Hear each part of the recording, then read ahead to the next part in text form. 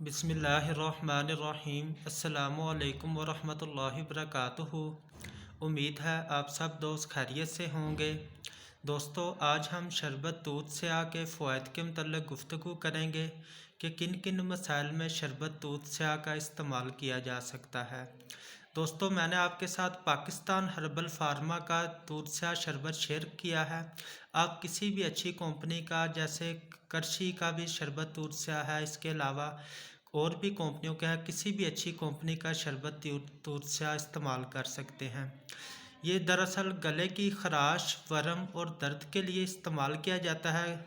गले से रिलेटेड जितनी भी प्रॉब्लम्स हों, जैसे गले के दूध बढ़ जाने की शिकायत हो या फिर खनाक जिसमें गले के अंदर वर्म होने की वजह से गला बंद होने की शिकायत हो जाती है, इन तमाम मसाइल में शरबत दूध स्याह का इस्तेमाल किया जा सकता है।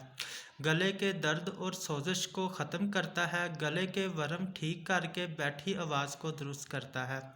दोस्तों, इसकी आपकी प्राइस तकरीबन तमाम कंपनीज़ की सेम ही होती हैं, मिलती जुलती होती हैं। 150 रुपये इसकी प्राइस है।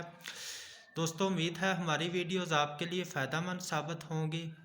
मज़ीद इस तरह की इन्फॉर्मेटिव वीडियोज़ देखने के लिए हमारे चैनल को सब्सक्राइब करें, हमारी वीडियो को लाइक और शेयर कर दिया करें। Thank you. अल्लाह हाफिज़।